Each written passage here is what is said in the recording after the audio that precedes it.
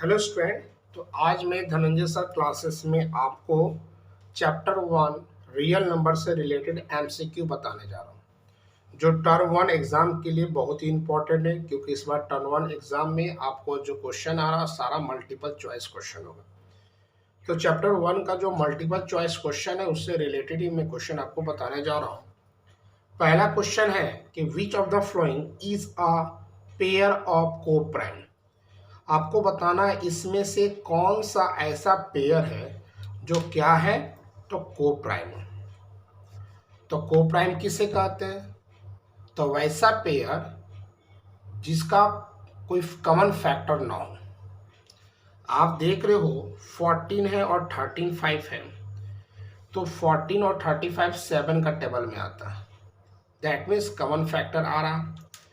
उसी तरह 31 और 93 को देखोगे तो 31 का टेबल में दोनों आ रहा। 32 और 62 को देखोगे तो 2 का टेबल में आ रहा है, लेकिन 18 और 25 को देखोगे तो 1 को छोड़कर कोई ऐसा अदर कॉमन फैक्टर नहीं है।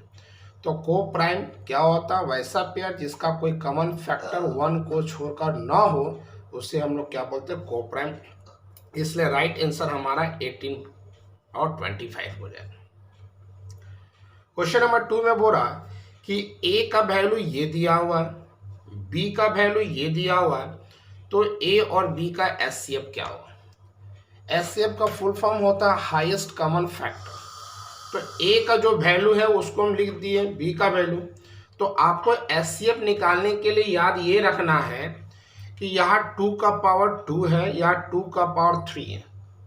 तो पहला बात, एचसीएफ में वैसा टर्म जो दोनों टर्म में हो और जिसका पावर कम हो। तो यहाँ पावर 2 है और यहाँ पावर 3 है, तो पावर 2 कम है।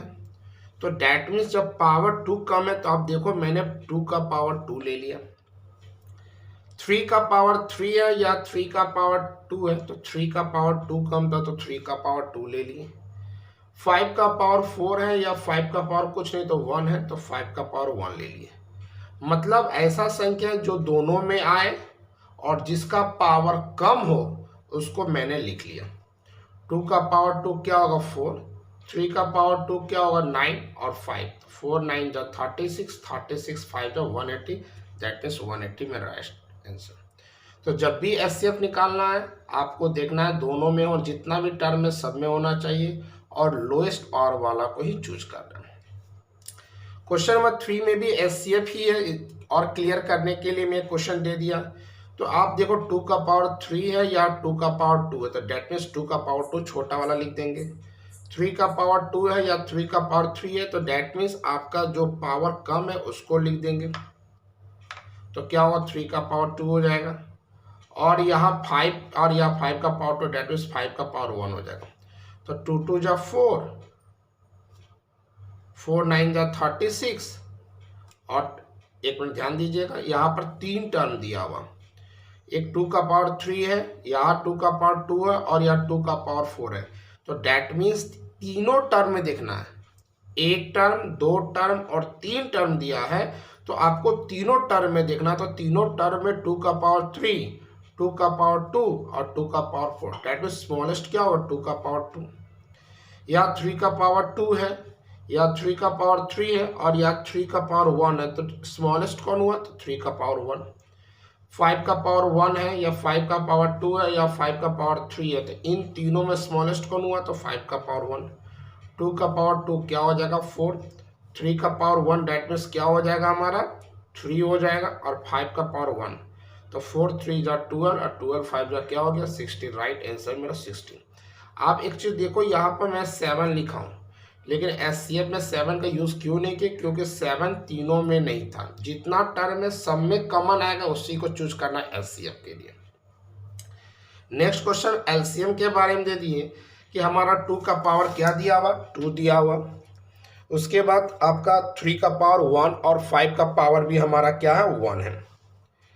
यहाँ पर 2 का पावर 4 है, 5 है और 7 है, तो इसमें बताना एलसीएम क्या होगा। तो एचसीएफ के लिए मैंने क्या बताया?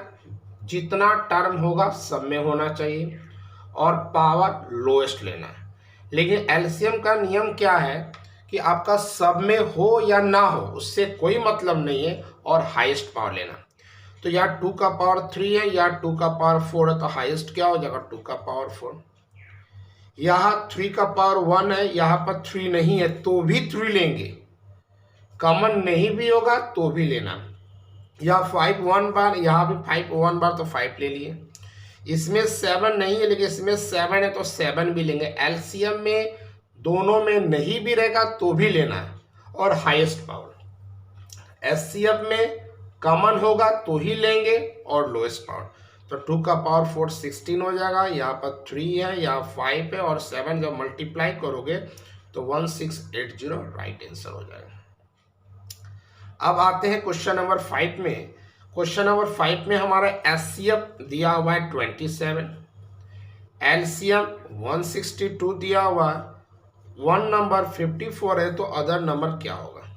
तो अदर नंबर निकालने का फॉर्मूला क्या हमारा कि other number is equal to होता है HCF into LCM by first number. Other number निकालने का फॉर्मूला क्या है? HCF into LCM by first number. HCF मेरा कितना है? तो 27, एलसीएम मेरा कितना है? 162, और फर्स्ट नंबर कितना है? तो हमारा 54 है। इसको सॉल्व करोगे, फिर 27 2 जा 54, और 2 से 162 को कट करेंगे तो क्या हो जाएगा? 81। तो राइट आंसर मेरा क्या हो जाएगा? 81। नेक्स्ट क्वेश्चन नंबर 6 में है the product of two number. दो नंबर है और दो नंबर का प्रोडक्ट कितना दिया हुआ? तो 1600 दिया हुआ। फर्स्ट नंबर प्रोडक्ट का मतलब क्या हो? First number into second number, और उसका एचसीएफ कितना दिया? 5। तो एलसीएम का क्या हुआ? तो LCM is equal to product by HCF, और एचसीएफ निकालना होगा तो product of by LCF. Product का मतलब दो नंबर, जितना भी नंबर है दोनों का सबका मल्टीप्लाई।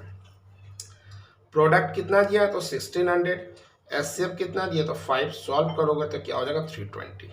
अगर आपको एचसीएफ निकालने बोलता है तो वही फॉर्मूला यूज करते हैं, प्रोडक्ट बाय एलसीएम कर देते हैं। नेक्स्ट क्वेश्चन आ जाते हैं क्वेश्चन नंबर 7 में। क्वेश्चन नंबर 7 बोल रहा है what is the largest number.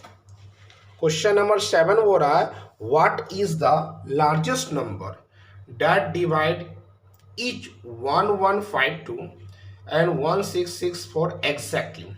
वह बड़ी से बड़ी संख्या बताइए जो 1152 को भी और 1664 दोनों को एग्जैक्टली डिवाइड कर दे। एग्जैक्टली डिवाइड करने के मतलब ये कि उसका रिमाइंडर 0 नहीं आना चाहिए। तो मैंने यहाँ पर रफ में किया है कि जब भी आपको इस टाइप से क्वेश्चन रिलेटेड रहेगा तो आप लॉन्ग डिवीजन से एचसीएफ निकाल दीजिए। तो लॉन्ग डिवीजन से एचसीएफ में क्या, मैंने 166 को अंदर रख दिया, 1152 से डिवाइड किया, 1 टाइम्स में किया, रिमाइंडर 512 बच गया। अब 1152 को मैंने यहाँ लिख दिया, 512 से डिवाइड किया तो डेट मीन्स रिमाइंडर 128 आया, और 128 से 512 को डिवाइड किया तो एग्जैक्टली डिवाइड हो गया। दैट मीन्स 128 वह सबसे बड़ी संख्या है जो मेरा 1152 को भी डिवाइड कर देगा और 166 को भी डिवाइड करेगा, और रिमाइंडर मेरा क्या हो जाएगा? 0। मतलब जो भी आपका लास्ट में आएगा वही हमारा आंसर हो जाएगा। क्वेश्चन नंबर 8 में आ जाते हैं। क्वेश्चन नंबर 8 बोल रहा है what is the largest number.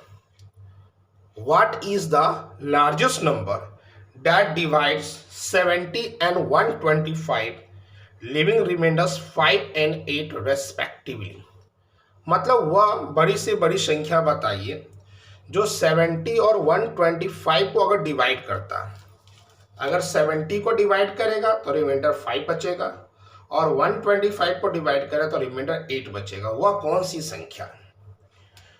तो सबसे पहले क्या बोला? रिमाइंडर के बारे में बोला है। तो रिमाइंडर में 70 के लिए 5 बोला तो 70 में से 5 हटा दिए।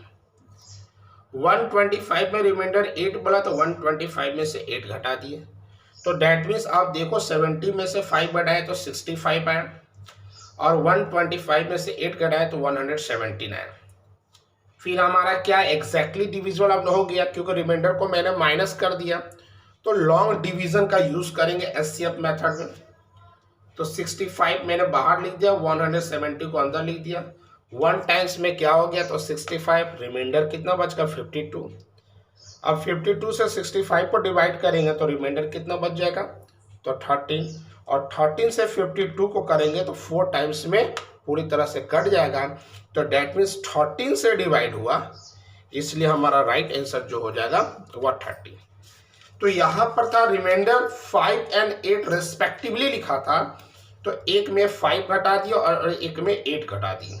लेकिन अगर यहाँ रहता रिमाइंडर 5 इन ईच केस, तो दोनों में 5। कभी कभी क्वेश्चन आता है कि remainder 5 in each case, remainder 8 in each case, तो ईच केस जब रहेगा तो जितना भी नंबर रहेगा सब में सेम नंबर ही घटाएंगे और उसके बाद ही एचसीएफ निकालेंगे।